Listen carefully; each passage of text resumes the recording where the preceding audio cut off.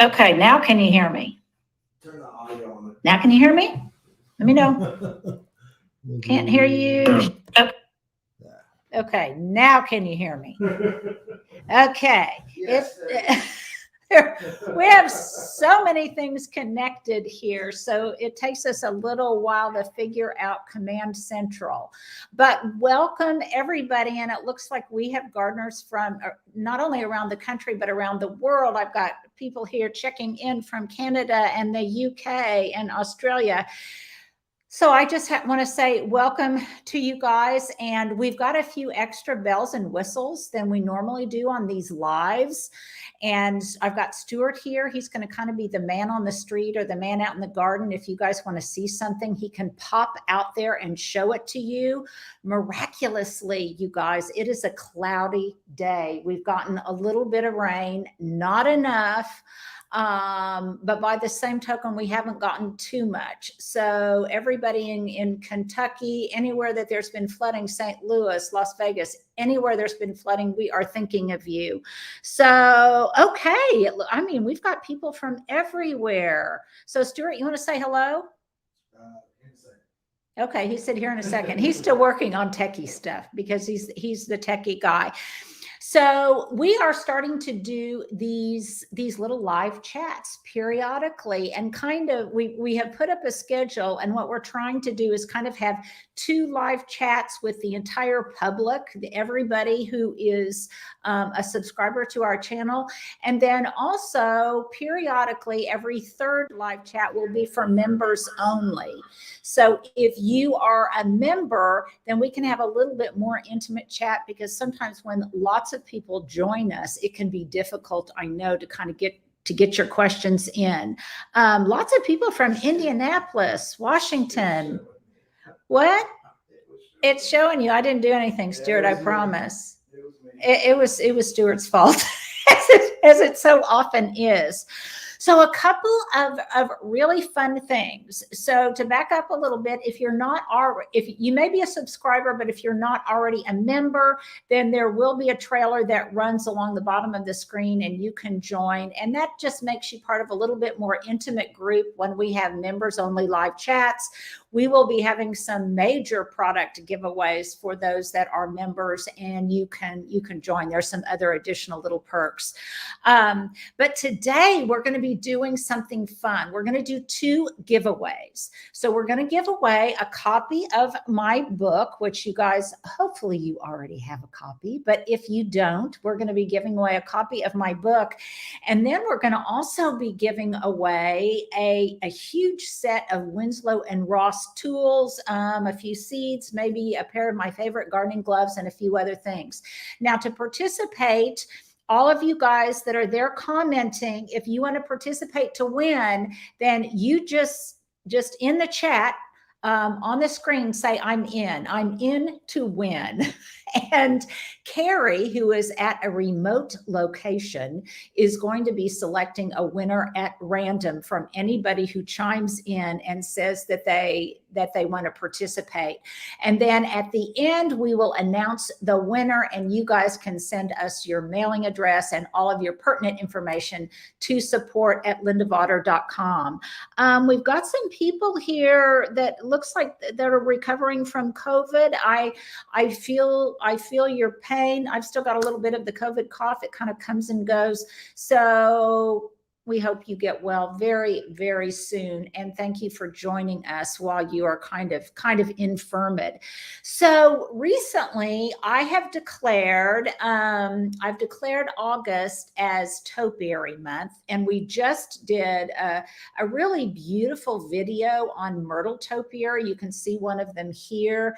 And I think Stuart got some really pretty angles. So if you haven't already watched that video, I hope you'll go back and watch it. And in fact, we've got a whole topiary playlist that you guys can go back.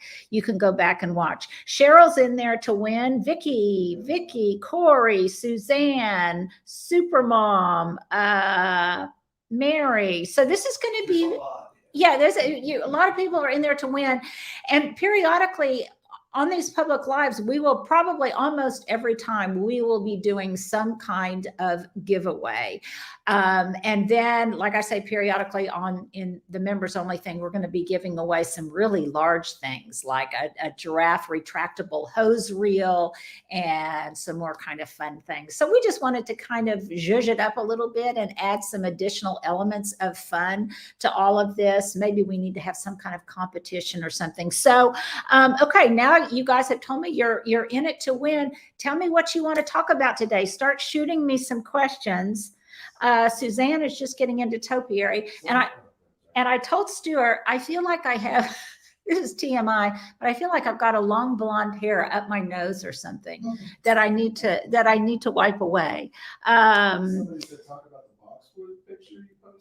Talk about, okay, Corey wanted to know if we could try one of the cocktails. Wasn't that fun? Wasn't that fun, Corey? I think that'll be a great gift for my kiddos because they like to make really fun.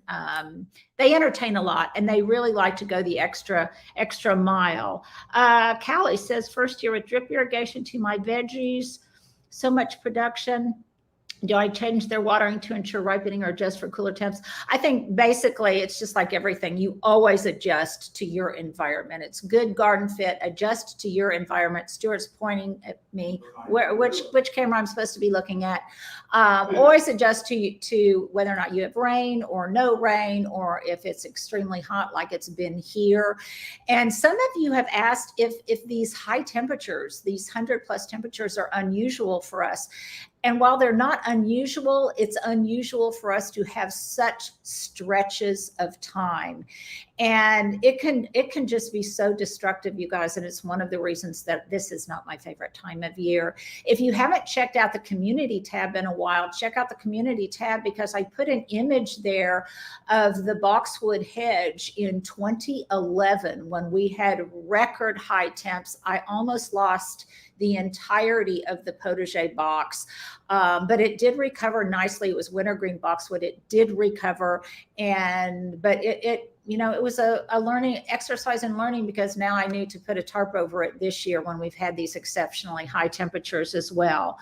I used High C Code to buy some boots. Aren't they wonderful? And let me know which pattern that you got, because I think they're fun. Joan, talk about fall gardening. I am so ready to transition to fall gardening. So stay tuned because here's some projects that I have coming up. I am taking lots of cuttings now from my coleus and some other tender annuals that I have in anticipation of doing some really mammoth, really large fall hanging baskets. I'm thinking about putting some ornamental peppers in there, some of my coleus clippings and some different things. And that will be coming up. I don't want to do it too far in advance of fall because it'll just be one more thing for me to have to babysit and water, because even though temperatures are nice right now, it's supposed to get really hot again next week. But definitely, Stuart, go out there and show them the tarp. Okay, where is the best place to purchase myrtle topiary? So I put a couple of links on the myrtle topiary video we just did. I get most of mine from Passiflora, Kalamazoo, and also from New York topiary. Now I'm not going to say that they're inexpensive. They're not, but if you get a couple of them and you can kind of get them going, then you can take cuttings from those and start your own little congregation of them. I just dearly love them.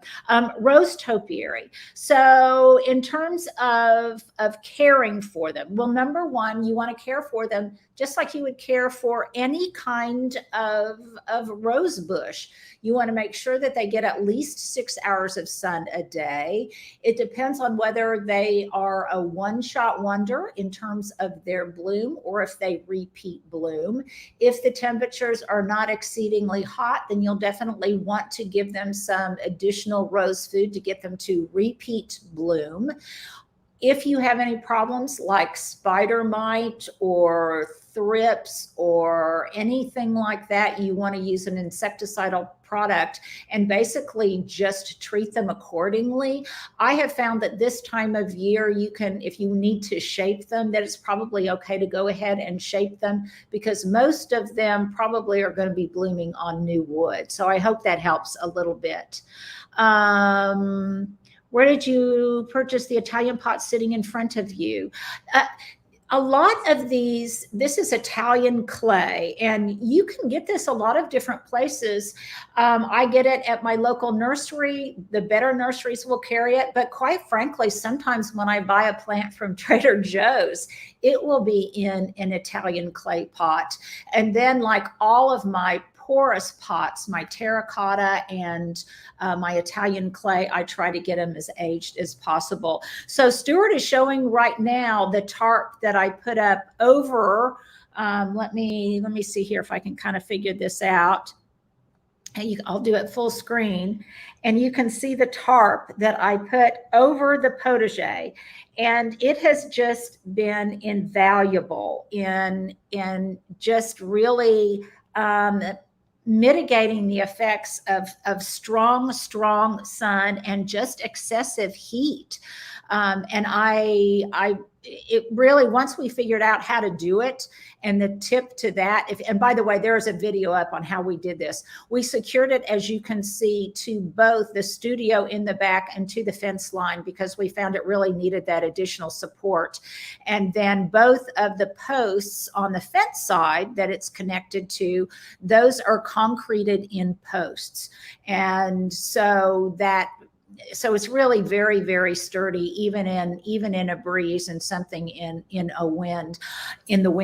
I'm going to be doing, by the way, a video coming up on what I plan to do for the fence that was exposed by my neighbors when they put up a new fence, and all of the Virginia creeper that was crawling along the top of the fence got torn down. So I'm going to be doing that.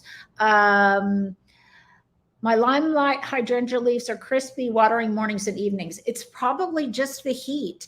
If you are watering at the root zone, then it very much could just be the heat. You can cut off the crispy leaves. Some of my white wedding hydrangeas from Southern Living are doing the same thing. In fact, lots of the shrubs that are in my garden that are in full sun are turning crispy. My Japanese maples, all sorts of things. And I just kind of expect that this time of year. It happened earlier because our temperatures were so extreme, but nevertheless, it just happens, and I just clean them up and put them in the compost pile. You might want to give your limelight hydrangeas a little bit of extra mulch if they're not already mulched. My Cinedreniums are struggling. Any tips on how to keep them going? You know, some of mine are struggling a little bit too. If they're getting long and lanky, my recommendation would be just to cut them back. And actually this morning I cut mine back rather hard to a leaf node. I brought those fragrant cuttings inside to enjoy in the vase in my kitchen, and I could have that beautiful scent in areas that I'm working in the kitchen. But I would say just cut them back as hard as you would like, and then just give them a good organic feed. If they're getting too much sun, give them a bit of afternoon shade and just keep an eye on them. Like most things in my Oklahoma garden, I find a lot of things when it just gets so hot in the summertime, you just kind of hold on and wait till temperatures begin to moderate some. Is it too hot to trim boxwood? I would say as a rule, yes. You can, if you've got some real outliers that are breaking a form, you could cut off, you could cut those off. But in Oklahoma, would I cut any kind of my boxwood hedge now or my boxwood balls in any kind of drastic way to renew their shape? No, I would not, because the new growth, when it comes out, it not only has to be tempered to the cold, which is why we don't prune too late in the season, it also to a certain extent has to be tempered to the heat. And our temps are just so extreme right now that this isn't the best time of year. I would wait till it cools off a little bit. If they're in some shade, if they are pretty protected and not in full-blown hot sun, then you can probably give them a light prune. So that would be my advice on that. Any suggestions on preventing miscanthus blight? I want to grow let's see, I missed it. Let me see here. Any suggestions? Yeah, gold bar miscanthus is too bad, but I can't get from getting the blight. Any suggestions for grass that looks similar that I can try? So yeah, the best thing I would recommend is that's the kind of question that you just Google and make sure to put in your zone. Put in zone information and treatment. Ask about treatment, and then also ask about alternatives, because it so much depends on where you garden, and also not only where you garden, sometimes recommendations that they'll give, that's a great recommendation, but I can't find it anywhere. So the best thing to do is probably just Google that, and you should be able to come up with some suggestions appropriate to your zone. Let's see. Okay, Lancy, this morning dropped by Home Depot and got a great deal on some tall, skinny mystery evergreen. Well, that's always fun. This time of year, so many plants are on sale, and a lot of them have grown gangly, or they'll be a little bit misshapen, or they're on sale because they haven't gotten a lot of TLC and they need some love. And quite often those make wonderful topiary candidates. And typically it's a gardening risk and a gardening investment worth taking, because they're on such a markdown. So it's a great time to be looking for those kinds of things right now. Wow, we've got, Stuart, it looks like we've got 350 people watching and joining in. Do I have any suggestions on shaping your first garden? And I would say yes. I would say get my book, because because I share a lot about how I started my first garden. And it just depends on so many different things. It depends on where you garden, your climate, your neighborhood. Do you live in the country? Do you live in the city? What's the architectural style of your home? How much time do you have? Are you an empty nester? Do you have a large family? Do you want to grow vegetables? Do you want to grow ornamentals? Those are just some of the considerations. But I say that glibly, but also pretty truthfully. If you get my book, you can check it out of your local library or request that they carry it, or you can buy it online, or definitely enter to win the one right now. And by the way, here's an ask, you guys. If you haven't written a review yet on Amazon for my book, if you would do so, please, a realistic review. I would really appreciate that. Stuart, I think we need to run across the bottom of the screen how people can become a member. And you can just click on it there. I told Stuart I was going to feel a little bit like Jerry Lewis and my muscular dystrophy telethon, but it is helpful, because believe me, I am technologically challenged, and I know how difficult it is in going from your computer to your mobile device, to your laptop, to your iPad, because what I have found is that you can do certain things on one, but not on the other. This way, if you are watching, you can just click on the link and you can become a member. I can't seem to find Nandina's here in Indianapolis. Is it too far north for them? Yes, Christy, I think it probably is a little bit too far north. If you want to, though, I think it would be worth trying. Now, it might mean that you have to buy some online, or if you're like all of my family members in Indiana, they could just come visit me. And I would be happy to dig some up, and they could try transplanting them at home. But try some of the Southern Living ones. You can buy those online. I would think that you might be able to. But are they common in Indianapolis? No, because it is too far north. I think you might be, what zone are you in? Are you in zone 5? As a little anecdote, when my mom was still alive at Christmas time, I would harvest a whole lot of my red nandina berries and southern magnolia leaves. And I would send her at Christmas a great big box of those so she could decorate our house at Christmas with those live elements. And so whenever I think of those, it reminds me of her. Let's see, what other questions do we have coming in here, Stuart? I'm not. There's a bunch. Let's see here. My coleus has a terrible mealybug infestation that's spreading in the greenhouse. Is there a way to eradicate them? Well, first of all, I would say probably get them out of the greenhouse, and anything that's in the greenhouse that has a real mealybug problem. I don't have one, so I'm just kind of shooting from the hip here, but I would say get them out into an area where there's really good air circulation. Coleus can be cut back very, very hard. So if the infestation is really bad, I would cut it back rather drastically. I would discard the rest, not necessarily in your compost pile, but I would discard the cutting. I would discard the cuttings, and then I would spray it with a really good insecticidal soap. Sometimes if mealybug will get in the crotches of the leaf and the stem, and in that case, you can even use rubbing alcohol on a Q-tip. But I definitely would try to remove those before it becomes a larger infestation in the greenhouse, and pretty much remove anything that's infested. And then by all means, if any of you guys out there already have a greenhouse and you have dealt with this before, feel free to chime in. I planted a lot of geranium plants in clay pots in my backyard for color because I love green foliage like your front yard, Linda.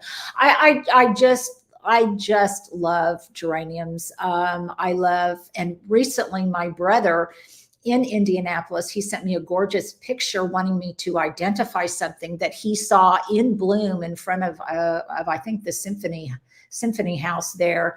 And it was ivy geraniums, and they were absolutely glorious, just glorious. Sadly, mine haven't done that well here because it's just been too hot. But since we've had this break in the weather, I am definitely going to start feeding them. I'm going to deadhead them. I'm going to be checking for bud worms, and I'm going to be removing any dead foliage. And that's really a good tip for everything in general right now. If you can't make it beautiful, make it presentable and look less brown. And so I'm doing a lot of that, whether it's on my tomato plants or my hydrangeas or whatever. I am removing lots of the brown foliage, cutting it off sometimes it just falls off. And that way it makes everything look a little bit fresher. Typically, I in the past have left all of the dried flowers on my oak leaf hydrangeas and my large flowering hydrangeas. This year, I'm going ahead and cutting off a lot of them because they have just gotten so brown and toasty. They don't look interesting. They just look dead. So every year is different, and we just do what we can. What is your favorite, Natalie 7B? Okay. What is your favorite herb to grow and why? My favorite herb to grow, I would say this year, I am really loving thyme, and I'm loving the tight, matted, creeping thymes. And I have shown you some of the pots I have that are nothing but I think of it as a mini lawn of thyme. I love to cook with it. I love the culinary thymes. So I'm loving thyme in general. I would say that this year, one that I love that sadly I don't have a lot of, for a number of different reasons, and that is basil. I typically have tons of basil, and I didn't get it seeded into the ground this year quickly enough. Fortunately, my creative coordinator, Carrie, gets tons of it, and she lives just up the street from me. So I still will be okay in the pesto and basil department. I always love rosemary, but I know rosemary should be one of those things that I say, oh, it's so easy to grow. I don't always find rosemary easy to grow. The easiest I found is Chef's Choice from Southern Living, and I had it in my borders. It did beautifully for 3 years, and then we had an Arctic blast. But if you live probably in California, or you live in a temperate zone where you can keep it in the ground all year, it probably does beautifully.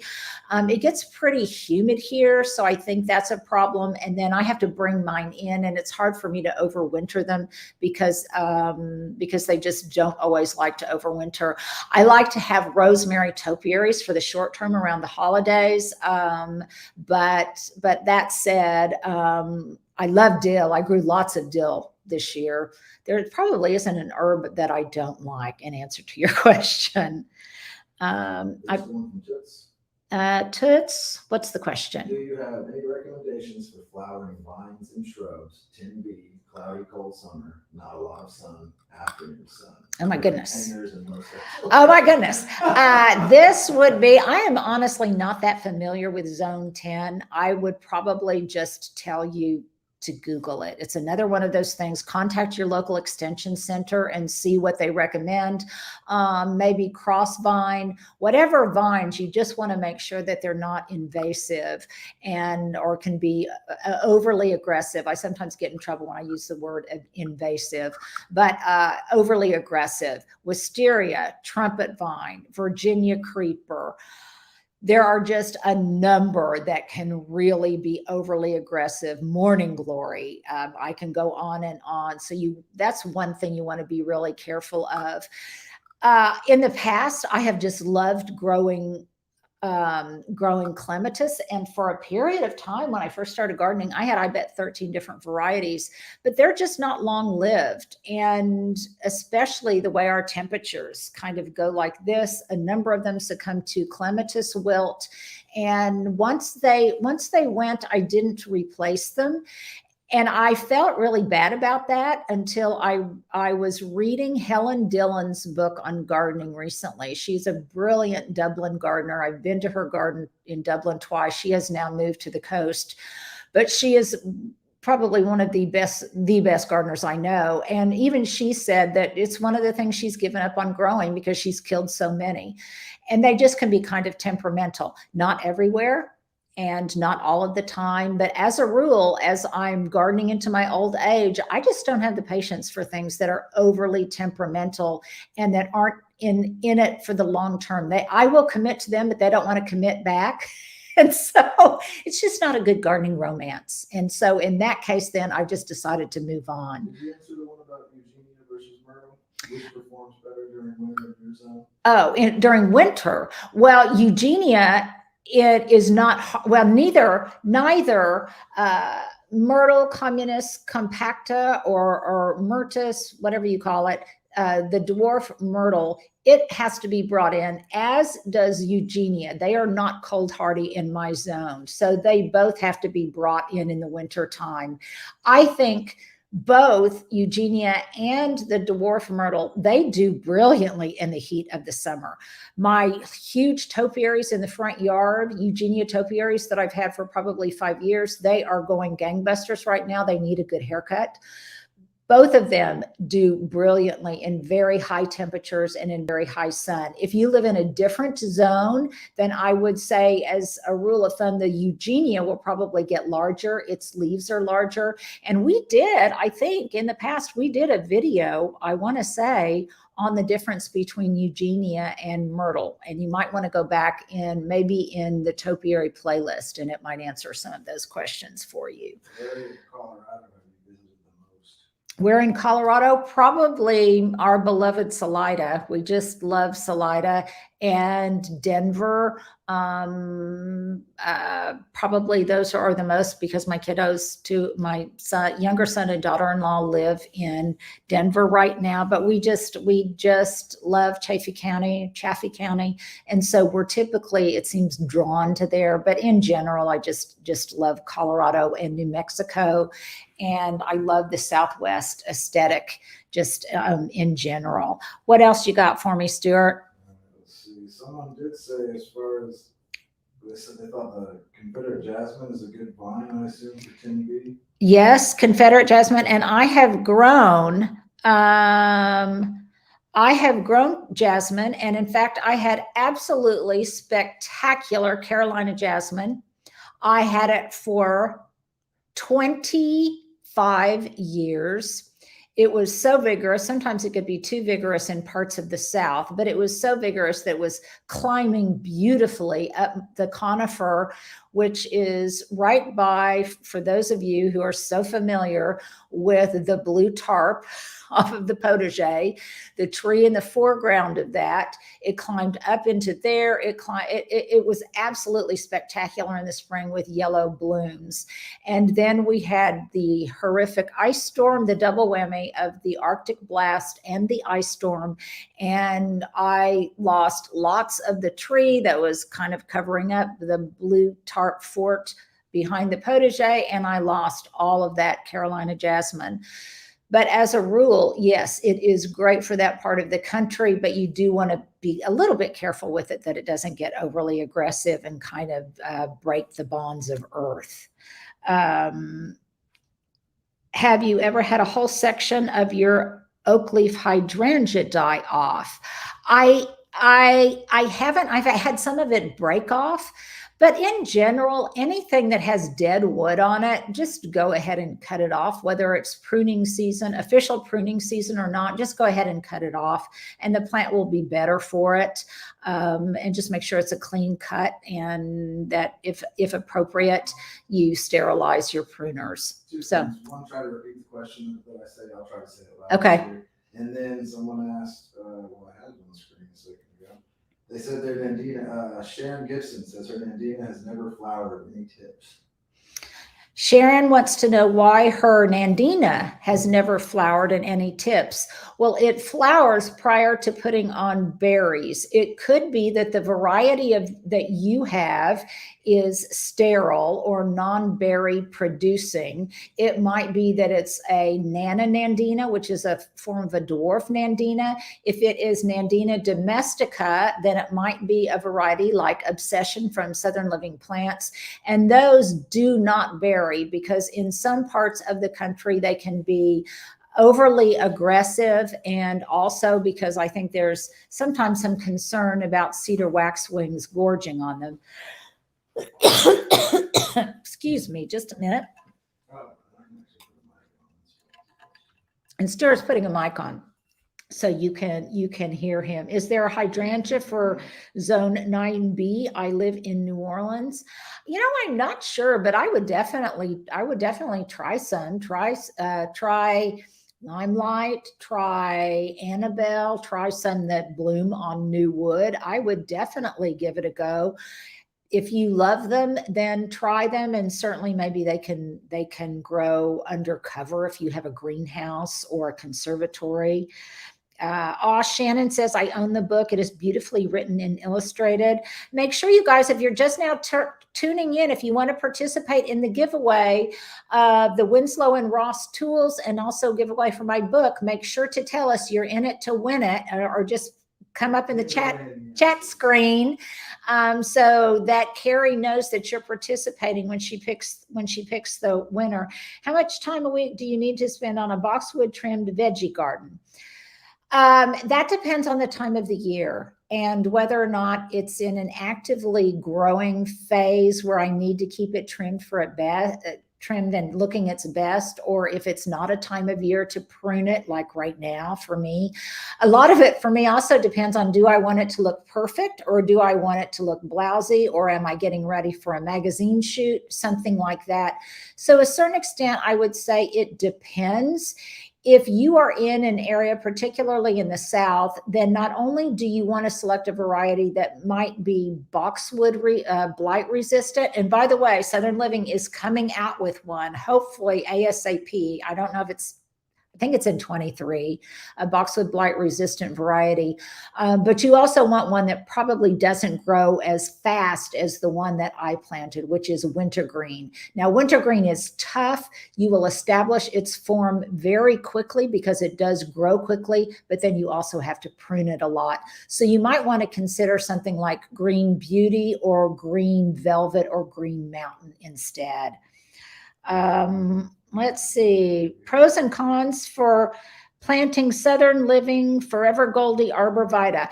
I would definitely say give it some afternoon shade. I've got some in my front yard, and it did it does great overall, but since I lost some of the branches off of my large oak tree, areas that were in more shade are now in more sun. And I have noticed that since temps have gotten well above 100-degree mark for days on end, it started to get a little crispy when it got too much sun. So you might want to give it some afternoon shade or some supplemental shade, like an umbrella or something, shade tarp, if you've got it in full sun. Because I know you in Arkansas have had these really exceptionally high temperatures too, I believe. Carol asked any advice on a pesticide-free treatment for spider mites and aphids that won't harm our bumblebees or butterflies? Won't harm bumblebees or butterflies. Well, number one, let's go back in time. And I would say the best time really to start treating spider mite, not that this does you any good now, but is maybe using a dormant oil or a horticultural spray, maybe on your evergreens and things in the winter time and in the very, very early spring before it gets too hot. And that can kind of smother them and prevent infestations down the line. Secondly, I would say I would stay away from any really toxic miticides. I would go with just a good garden safe insecticidal soap and try to just be very targeted where you spray.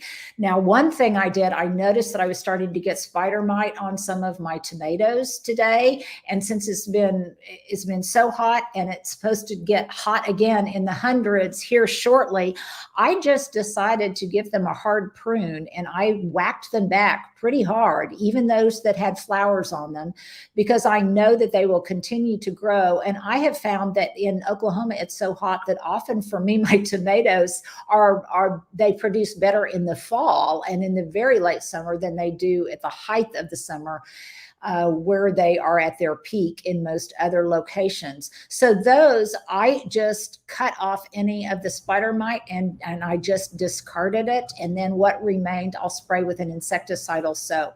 So in general, that's your friend right now, and just be as targeted with your spraying as you possibly can. Spray on a day that it's not too hot and that it's not windy. So a lot of that residual spray doesn't go around. Found some Boston ivy today. Scared it may take over. Thoughts about it growing into or undersiding, or is it okay?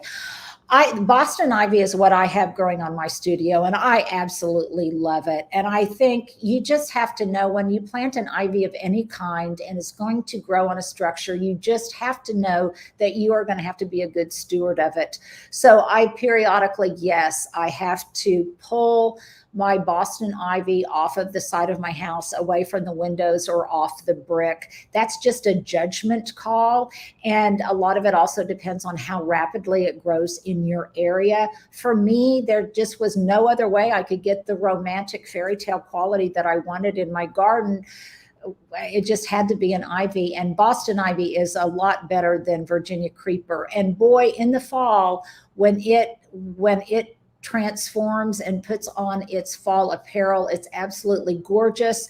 And mine also berries now. It's mature enough to berry. So if you go back in my book, I think we had some gorgeous images in my book of some still shots that Stuart took of some of the Boston ivy when it was in berry, and they're absolutely glorious. Small space keeping once around that, the schools are Okay, that's just mean. Okay, how bad are squirrels here in my small garden? Well, in my small garden, they're really bad. Though I have to say, probably the most annoying thing that they do is they dig when I have just sown some seeds, and they dig in my pots. And to a certain extent, I have prevented some of that. As you guys well know, say it along with me, I put gravel, I cover lots of things, my pots with gravel so that the squirrels can't get in. And by the way, Stuart, we need to remember to show, I've got two pots right next to each other. One is covered in gravel. One, it's right by the back door. There's two U's. These are Utopia U's. They're on the steps. Stuart, I don't know, on the steps. One is not on the very bottom step, and the next one. Okay, I don't know if we'll be able to show that or not, but One, the squirrels keep digging in because I just keep forgetting to put gravel on the top of it. The other one is top dressed in gravel and they don't dig in it. I also, but fortunately, I don't have a lot of problems in them digging up my bulbs.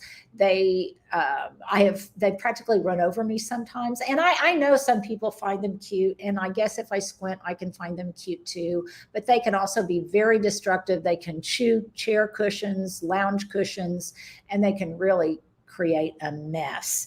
So that's kind of it. Okay, let me see here. Let me click on here.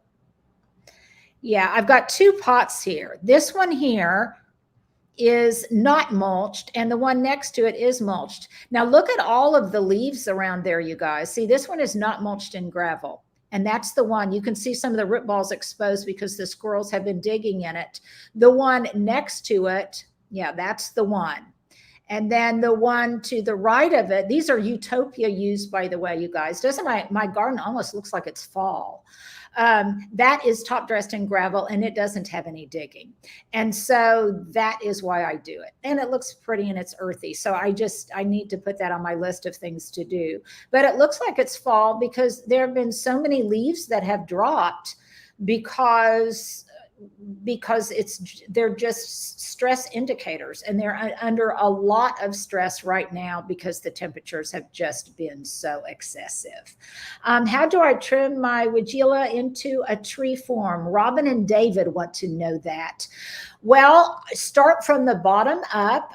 There is, if you go back and look through some of my playlists, I have done a number of different videos on pruning up my viburnum and the Weigela too. And basically you start at the bottom and you just expose the main trunks and you leave about the top third or the top fourth.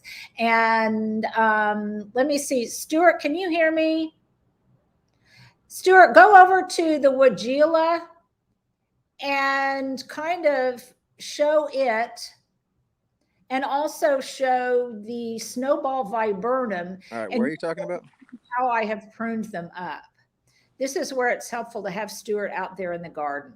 Where again? Sorry, tell me again. So this is my backyard. I think he's going to do a slow pan. And by the way, those redbud trees that are arching over, the foliage that you see growing on that is that Boston ivy. And in the fall, when it turns, it's absolutely beautiful. And it's got some berries suspended from it right now. I think Stuart is showing that to you. So you can see what I mean when I say kind of a fairy tale quality. This is what I'm talking about. I just could not get this look if I didn't have ivy growing on my structure. Where you want me to go? I do need to do some pruning on it, but it's been 105. Tell me okay, where again? Weigela is that way. Stuart's wanting me to give him. It's you guys could probably point it out to him. Keep going, keep going, keep going. The gold-leaved plant in front of the tall vertical trellis. Behind the chairs. Come back. Behind the second chair, keep going, lift up. There it is, Stuart, right? You just passed it. It's to the left of that blue ball. That one there, okay, that I pruned up. See back there? Behind you. That is a very tired global arborvitae. And right behind it, if Stuart can see it, that is the Weigela. And you can see that and now there's starting to be some new growth coming off of it and some new stems. And I need to remove that. But Stuart, keep going up to the canopy and you can see that that's kind of how I pruned it into an umbrella form. And that gives me clearance underneath it to grow things. And it also provides better air circulation. And I think it just makes them more, instead of looking like a great big shrub, it looks like an impressive small tree. That one needs some good garden grooming, but nevertheless, that's basically what you do. Would I suggest we give those plants suffering from the heat and sun a foliar spray on the leaves? Smart Cookie wants to know that. I would say no. Now, if you're watering in the morning, and go back and watch my watering video where I talked about that, or maybe I've done watering videos, and I also just did a segment for Channel 4, our local NBC affiliate, on watering. If you want to give them a shower, do it in the morning, in the early morning before sun is hitting them, and where they will still have a chance to dry out so that you don't cause anything like black spot or sun scald or things like that. If you want to give them a little shower in the morning just to cool them off, then that's fine. But definitely do not do it in the middle of the day, and do not do it when it's really, really hot. And by all means, the best and most effective watering is at the root zone, slow and steady.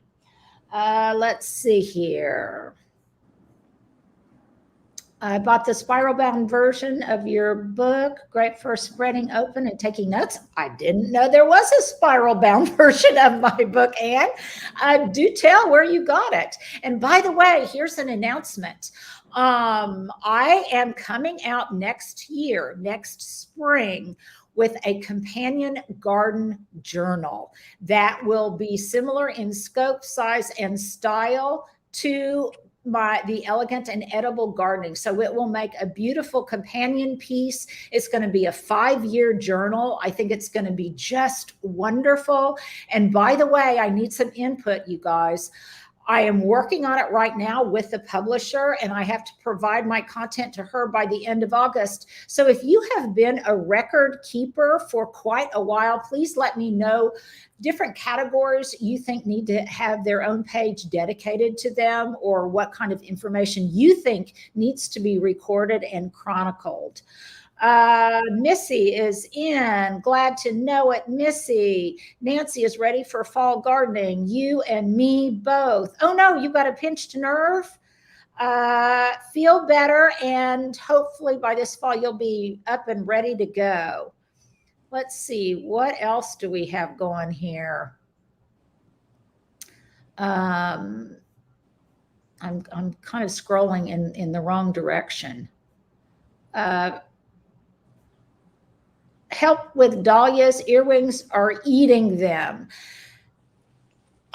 Dahlias are one of those plants that I just have decided I don't really have room in my life for. I've grown them with some success in the past, but recently, either it's because of our heat or whatever, they just haven't been as successful. I've tried growing them in pots.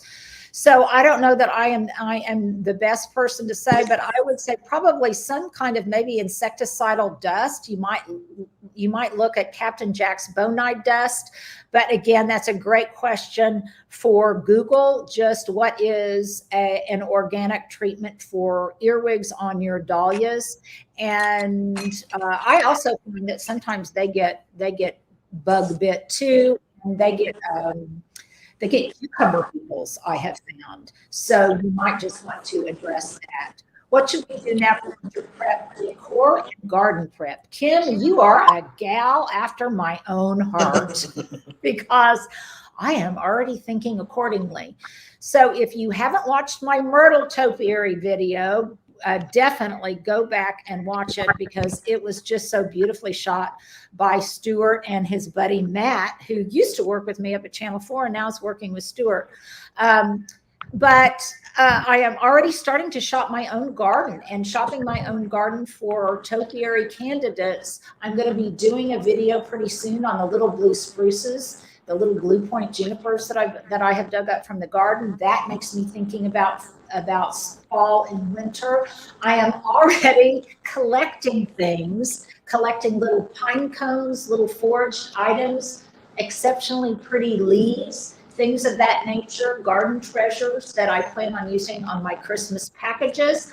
I have already started thinking about my Thanksgiving table, thanks to my friend Chelsea, who was here and gave me the inspiration in flattening, pressing, and drying some sage leaves and things. So definitely I am already thinking about that. I'm going to be in Dallas, by the way, at 2 different events, book signing and talking to some garden clubs down there. And I'm going to be talking about bringing the outside in, because at that point it will be in October, and it will be about time for us to start thinking about that. So I am always thinking about the holidays to a certain extent. And sometimes maybe I'm embarrassed to admit this. Here's my question of the day. Let me ask you guys out there, please let me know, either here or in the community tab. And that is, if sometimes when the heat just is too abominable, sometimes I put on Christmas music and I go back and I look at Christmas magazines or Christmas books to get ideas to plan ahead and do some Christmas shopping. And a lot of my try it at homes or try it out Tuesday, a lot of the products that I am reviewing right now, some people have asked me to do sponsored paid for posts. Sometimes they're just sending me stuff and asking me to try them out. I know some of you guys don't like that because it seems too commercially, but for me, especially if it's a more expensive item, I would want someone's review from someone you can trust before you spend that kind of money. So before I invest on some of these as Christmas gifts for my kiddos and my new daughter-in-laws, I want to try them out beforehand. And so I'm getting ready to try out some things like some silk pieces, some silk pajamas. I'm all inspired by my upcoming trip to Singapore and what's that the silk passage or so I'm really thinking about that, and I'm kind of into silk these days, which is inspiring me some. So in answer to your question, Kim, absolutely. Tell Carrie to get some names ready because we're getting close to the time. Okay, Carrie, you guys haven't already told me you're in it to win it. Please chat now. You can ask me any kind of question or just say you're in it to win it. Because Carrie, you need to start looking now. Carrie is doing this randomly. She's drawing them randomly. I don't know how she's doing it. Some kind of digital magic that I am not privy to. But she's doing that both for a signed copy of my book. And we're going to announce the winner right here. I'm going to announce the winner, and you guys are going to have to send an email to support@lindavater.com so that we know what your mailing address is and how to get in touch with you, because it would be terrible if you won. Granted, it's not the $1 billion lottery. Still, it would be tragic if you won and we couldn't get hold of you. If they win. So if you win, send us your address. Stuart, have I missed any questions or I don't want anybody to feel like they have been left out. I'll see if I can't find one while Carrie's doing her thing. Someone agrees they listen to Christmas music. Let's see here. Sophia also listens to Christmas music. Yeah, year round. You listen to Christmas music year round. Well, here's a tip. If you're not very savvy like me, I told, and I can't say it, Alexa, to play my likes, and she was playing my likes, but I did not differentiate between my holiday likes and my regular likes. And you can tell I've got Alexa out here. Hi, Alexa. Is she not going to say hello to me, Stuart? I think you just got a package. Oh, it's telling me I got a package. But so when you're telling it to do things, be a little bit more savvy than I am. And when you configure your playlists, make sure to distinguish them accordingly. And by the way, Stuart and I are going to try, I don't want to overpromise, but Stuart and I are going to try to start putting together some really fun playlists. This would also fall into that winter and fall prep category of my favorite stations to listen to on Pandora, of some of my favorite music playlists for the holidays and even for Thanksgiving, because I think it's especially important to have wonderful homey music when you're cooking at home in the fall, when you're building your first fire, all of that kind of thing. I just texted you the winner, so it's your own pace. Hey, I hope my battery doesn't run out. Okay, the tools. Go to Penny, I'm probably not pronouncing this correctly, Penny Bustos, Bustos. Penny, tell us where you're from if you're on here. So the Winslow and Ross tools are going to go to you. And the book goes to Barbara Moses.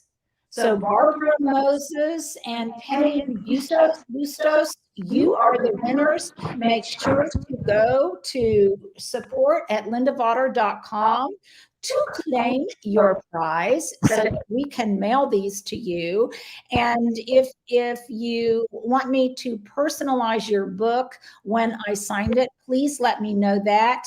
If it will also put these winners' names in the community tab if for some reason you're not seeing it now. And we will, Penny says, yeah, Pittsburgh. Thank you. California. Oh, California? That threw me. Anyhow, we will get them. We will get these out to you. So make sure to send your name, address, and all of your significant information to support@lindavater.com. Stuart, is there anything else we need to share with everybody? Our next live, when is our next live coming up? 2 weeks. Here, I'll look up. He's going to look at the schedule for our next live, which will also be a public live. Again, if you want to become an LV member, click on the link below. I'm looking. I gotta find it. I believe it's 2 weeks from today. Yeah, I think so. But the schedule, I sent it to you, and we have a long thread. He's got to go back and find it. We put out a lot of content, you guys. We've got a fun today in the garden that Stuart will be putting up when he gets back home, and it will, it's got a blooper at the end of it. We are trying to kind of put a blooper reel together for you because, yes, I have many, many, many bloopers. And we are also trying to put together one August 14th at 2 o'clock. It's a Sunday, is it not? Okay, August 14th at 2 o'clock. It will be a public chat open to everyone. The one after that will be for members only.